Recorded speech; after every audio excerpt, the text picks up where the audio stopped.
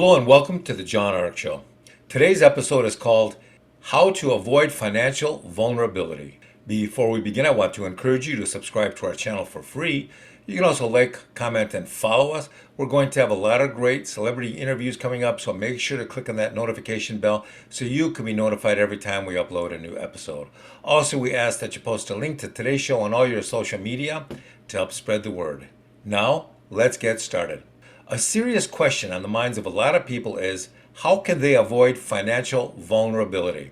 What can you do to minimize the erosion of your wealth and your buying power or other threats to your financial and economic existence? We looked into this and we found some very interesting information. When we asked some of the most guarded and financially high net worth individuals we know about the things they're doing to batten down the hatches and protect their money, here are some of the answers that we got.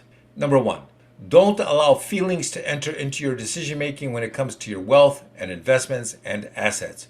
The minute you allow that to happen, then you will jeopardize the logic and reason behind your financial decisions, and just all of that will just give way to random emotions. That's the sort of thing that will expose you to tremendous financial risk. Nothing compromises your decision making worse than feelings.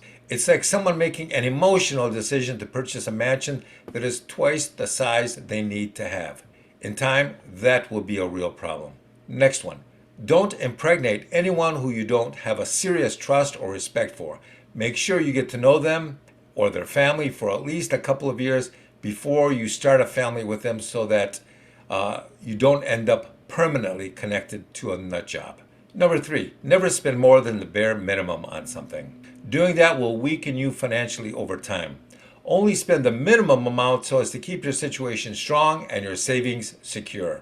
Almost nothing is designed or manufactured these days to last more than a year or two, so keep that in mind and you'll avoid wasting a lot of money on purchases that'll fall apart very quickly with the passage of time. Number four, don't buy a house now. Most experts believe that home prices will drop by more than 50% over the next year or two, so keep that in mind. It'll be better to rent than to be stuck with a mortgage on a house that's losing value every day. So hold off. One thing to keep in mind is that we don't give financial advice, so you'll need to do your own research and due diligence before you make that decision.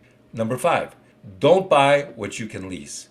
Don't lease what you can rent. Don't rent if you can just borrow the same thing from somebody you know.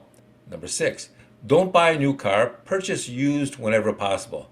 I don't care how wealthy you are. Most of your friends won't be able to tell the difference between a new Porsche and a one-year-old Porsche. And don't buy an electric car now. The infrastructure is still not ready, and new studies are showing that charging a vehicle can be more expensive than purchasing gas. It's just too problematic to purchase an EV now. Buy a used car from a dealer so that they can take the financial hit instead of you. A used car can save you a third off the asking price from what it cost when it was new. Let the dealer take that hit. Number seven, stop taking vacations. When you realize how serious this upcoming financial recession or collapse will be, then you'll be glad you saved that extra money instead of wasting it on trips.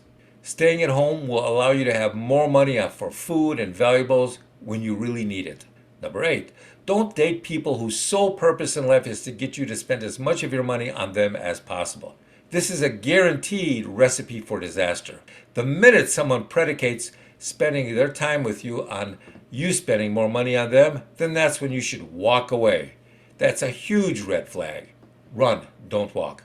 Number nine, don't keep all your money or wealth at one bank. Don't keep all your stocks at one brokerage firm. Don't keep all of your wealth in paper assets. Diversify into physical gold and silver ownership that you actually take possession of. Those are just a few of the ways to become less financially vulnerable in this time. Good luck. Thank you for watching. I want to encourage you to subscribe to our channel for free. You can also comment and follow us. We're going to have a lot of great celebrity interviews coming up, so make sure to click on that notification bell so you can be notified every time we upload a new episode.